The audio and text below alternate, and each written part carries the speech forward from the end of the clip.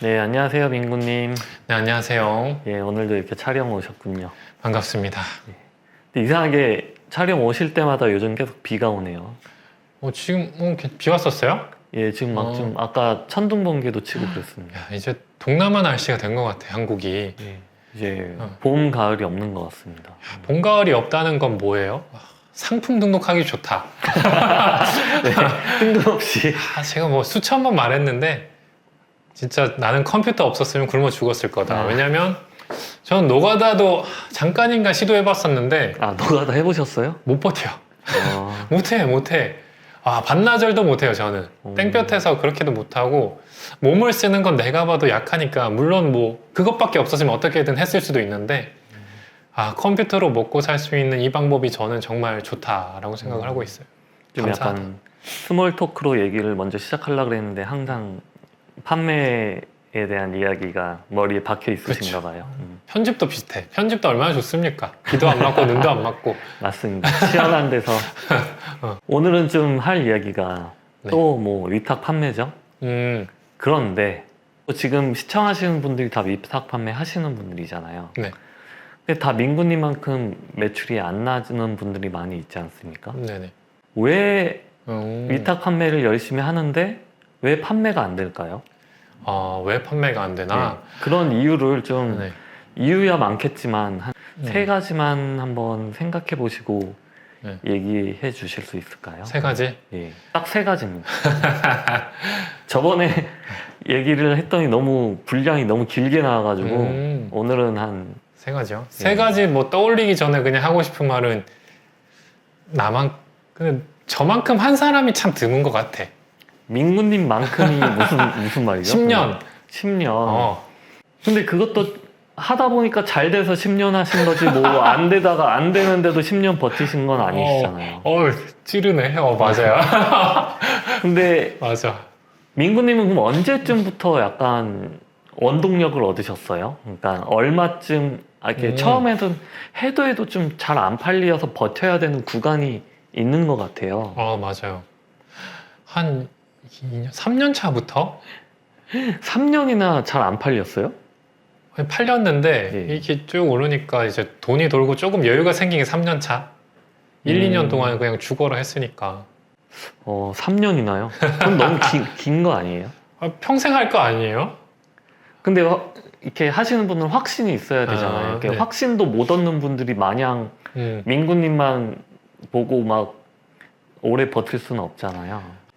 빨리 하시는 분들 미친 듯이 하면 그래도 1년 안쪽에도 성과 나오시는 분들이 뭐 우리 인터뷰였던 뭐 호나이 님도 그렇고 꽤 많죠. 그래서 뭐 안 팔리는 이유 세 가지로 딱 좁히기가 어렵네요. 생각나는 것만 해도 한 5개가 되는데 5개 안 됩니다. 최근 트렌드에 맞게 한번 얘기를 해보겠습니다. 최근 트렌드에 맞게 하려면 한번 물어보고 싶은 게 제품 등록을 언제 했냐고 한번 물어보고 싶어요. 이게 요즘 좀 발생한 이슈 중에 하나예요. 언제 했냐는 게 무슨 말이에요? 언제 제품을 등록했냐? 이 제품이 언제 등록되었느냐가 올해의 위탁 판매 대량 등록에서의 큰 이슈라고 생각을 하고 있어요. 저 혼자인지 몰라도. 왜냐면 제 영상에서도 몇 번 언급을 했지만 라이브 때도 얘기를 했고 이제는 상품이 너무 많아지고 있어요. 앞으로 더 많아질 텐데 이제 미국 아마존 같은 경우 예를 들면 상품이 제가 셀러로서 무제한으로 등록을 해도 등록이 가능해요. 아마존이 다 그걸 견뎌줘요. 한국 같은 경우는 내가 상품을 많이 등록했어요. 지마켓이도 옥션에 많이 했으면 지마켓 옥션에도 상품이 계속 늘어날 거잖아요. 네. 통신 판매업자도 계속 늘어날 거고 저희 같은 대량이 아니더라도 앞으로 통신 판매업은 치킨집처럼 누구나 여는 게 될 테니까 지금도 한 번도 준 적이 없이 매년 늘고 있죠. 그러다 보니까 어떻게 돼요? 우리나라는 상품이 엄청나게 늘어나고 있죠.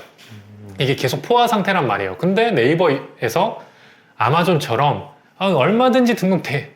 이게 아니란 거죠. 아마존은 우리가 얼마든지 서버를 해서 다 관리할 테니까 마음껏 팔리는 거 등록해 라고 한다면 네이버는 그게 아니라 야 우리 상품이 너무 많아.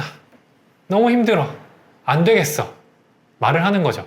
대부분의 매출이 네이버 쇼핑이지만 지마켓 옥션에게 쿠팡에게 11번가에게 야 너네 상품이 이제 너무 많아. 우리한테 전송을 적당히 해 라고 하는 게 원래 발생이 된 거죠. 그러다 보니까 상품을 등록하고 나서는 지마켓 옥션에서도 신상품이네? 노출을 해줘요. 네이버 노출을. 근데 등록하고 계속 네이버 쇼핑 통해서 이 상품을 사람들이 들어오지도 않고 판매도 안 돼.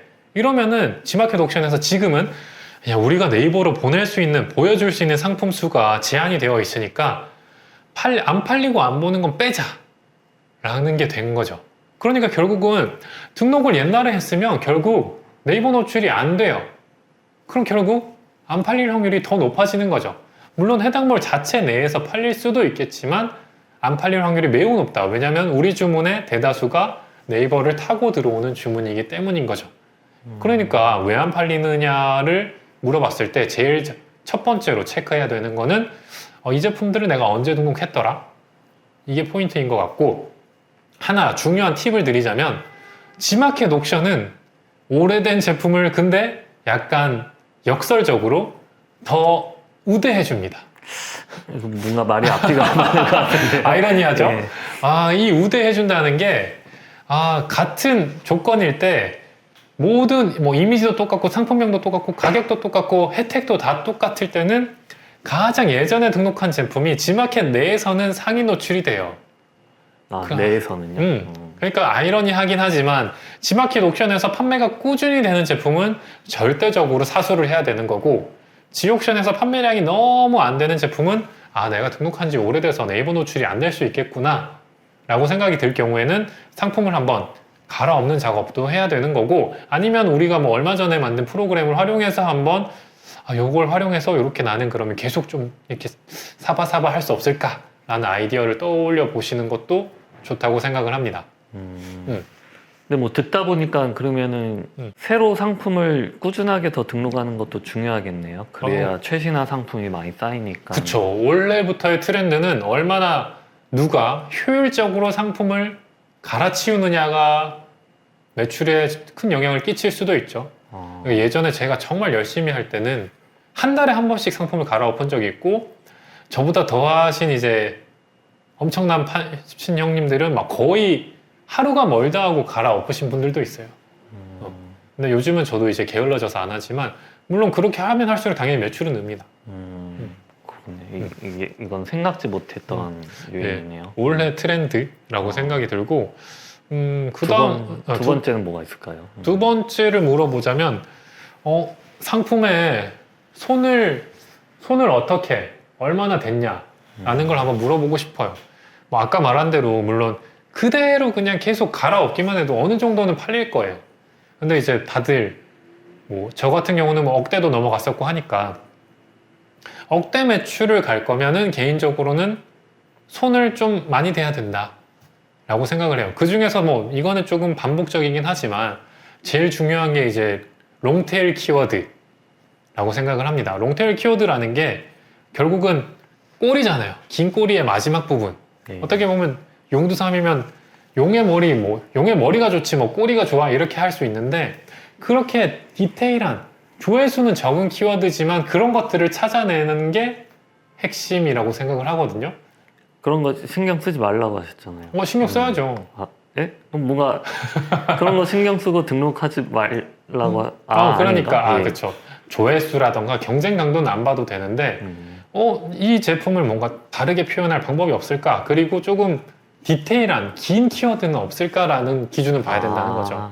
뭔가 조회수 이런 건 사실 안 봐도 돼요. 차별성을 말씀하시는. 그쵸. 왜냐면 해당 제조사, 공급사에서는 그냥 기본적인 그냥 자켓만 제공하겠지만, 내가 열심히 찾아서 나 같은 경우에는 세미 오버핏 이런 것들을 찾을 수 있다는 거죠.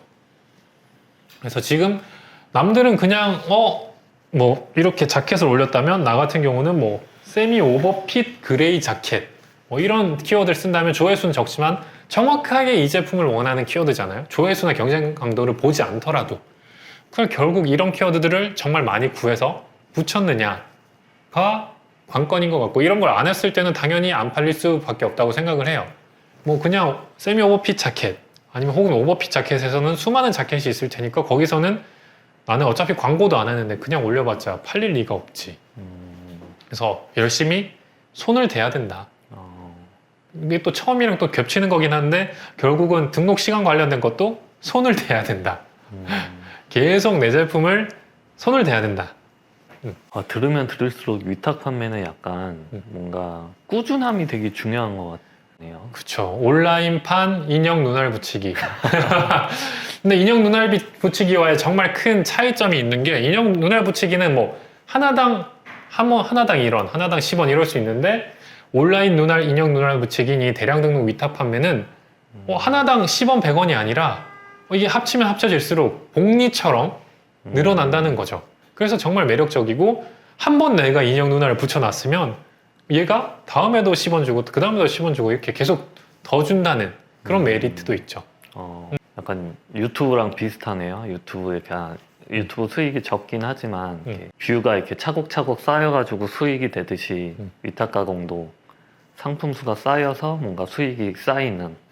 유튜브와의 근데 또 큰 차이점 중에 하나가 장점이긴 한데 유튜브는 봐봐요. 그러면 유튜브 옛날 거 등록한 거 우리 사실 조회수 안 나오잖아요. 네, 근데 거의 안 나오죠. 유튜브는 그렇다고 그걸 다시 올린다? 안 되잖아요. 근데 위탁은 재탕이 된다. 재탕이 돼요. 이건 이 엄청난 장점 아닙니까? 재탕이 돼요, 솔직히. 그 제품이 우리가 팔 수만 있으면 품절 상태만 안 되면 재탕을 할 수 있다는 엄청난 장점이 있어요. 근데 재탕하려면 또 부지런해야겠네요. 시간은 써야 되지만 그렇다고 재탕할 때 제가 재가공을 하진 않아요. 왜냐하면 재가공할 바에 다른 도매 사이트 신상이나 다른 도매 사이트 하면 어차피 상품이 너무 많거든요. 가공할 때 그냥 빡 해놓은 거 있으면 거기 조사해놓은 롱테일 키워드들이 새로 올렸을 때는 먹히는 게 있단 말이죠. 그랬을 때는 또 얘가 자리 잡을 수도 있어서 재탕할 때는 말 그대로 그냥 다시 올리기만 하니까 시간은 확실히 덜 들죠. 그래서 엄청 그리고 이거 제가 갑자기 이건 좀 딴 얘기인데 제가 신기한 걸 하나 좀 발견했는데요. 네. 도매몰에 가가지고 최신 상품, 이건 시청자분들도 한번 해보시면 알 거예요. 예를 들어가지고 뭐 친구 도매 가가지고 제일 최근에 등록된 상품을 그대로 제목 그대로 네이버에 검색을 해보면요, 하나도 가공 안 하고 썸네일도 똑같고 제목도 그대로인 상품이 막 수백 개 되더라고요. 이런 분들은 왜 이렇게 하는 거예요? 웃긴 거는 도매 사이트 신상 같은 경우는 예. 아무도 안 올렸을 때 내가 먼저 올리면 예. 팔리겠죠. 나만 팔잖아. 가공 안 해도요? 팔려요. 나만 팔잖아. 아. 신상을 누구보다 빨리 올리면 가공 안 해도 사실 좀 팔려요. 그러면은 신상은 일단 가공 안 하고 잽싸게 올리고 나중에 수정해도 되는 거 아니에요? 등록한 걸 수정하면은 일단 신상빨이 사라지고. 아, 그래요? 먼저 올리고 계속 팔리면 상관없죠. 근데 다른 분들이 이제 치고 올라올 거고, 그리고 위탁 판매 또 안 팔린 이유 중에 하나가 이제 얘기할 가격 문제가 있죠. 가격이 물론 최저가가 항상 아니에요. 그 제품과 뭐 그대로 올린다는 거는 롱테일 키워드가 아니라 정말 대표적인 키워드를 써서 그냥 잠깐 올렸다는 건데, 물론 팔릴 수도 있지만 안 팔리게 되면 당연히 가격 경쟁력도 없으니까 내려갈 거란 말이죠. 그 상태에서 보통 우리 저는 이제 요즘 좀 깜짝 놀란 분들이 많아지긴 했는데, 저는 제 마진이 생각보다 높다고 생각하거든요. 원가 대비 뭐 25에서 30 정도면. 근데 이것도 적다. 그러니까 뭐 1,000원짜리면 1,000원짜리 팔면 나는 1,000원 남겨야 돼. 네? 그건 날강도 아니에요. 근데 생각보다 그런 마진이 많아요. 그래서 이렇게 하시는 분들이 많아요. 가만 역으로 생각해 보면 내가 시장 갔는데 파시는 분이 1,000원짜리 나왔는데 2,000원에 팔면 기분이 좋을까? 안 좋을 것 같아요. 그렇지 않아요? 그리고 우리 막 욕할 때 백화점 막 수수료 30% 떼는데 진짜 뭐 양아치다 막 하잖아요. 근데 그러면 본인 더 남기. 그러고 보니 그러네요. 일단 백화점에서 수수료 30% 받는데 위탁 판매로 30% 남으면은 많이 남는 거 아니에요? 근데 위탁이지만 마진을 정말 터무니없이 하면 안 나가는 건 사실이에요. 물론 운 좋게 팔릴 수도 있죠. 위탁이어도 물론 어차피 대량 등록 위탁은 가격 경쟁력이 없기 때문에 나는 그냥 비싸게 팔래. 이것도 물론 팔리긴 하는데, 이렇게 말 터무니없는 마진을 붙여놓고 이제 오셔가지고 안 팔린다고 하면은 사실 가격이 문제긴 하죠. 그리고 실제로 테스트했을 때도 가격을 사실 낮추면 낮출수록 더 팔리긴 해요. 마진을 적게 볼수록 수는 늘어요. 그러니까 이런 전략이 있죠. 나는 그럼 우리가 등급이 올라가면 5만 개나 등록할 수 있잖아요. 5만 개를 위해서 잠시나마 마진을 제로로 가겠다. 심지어 더 나가면 제가 만약에 다시 시작한다고 하면 이럴 수 있는 거죠. 저는 안 그러겠지만 나 그냥 한 달 그냥 역마진 갈래. 음. 도매 사이트 거 내가 그냥 역마진 보고 더 싸게 팔아버릴래. 이렇게 하면 한 달 만에 등급이 완성되고 저는 그 뒤에 쫙 올리겠죠.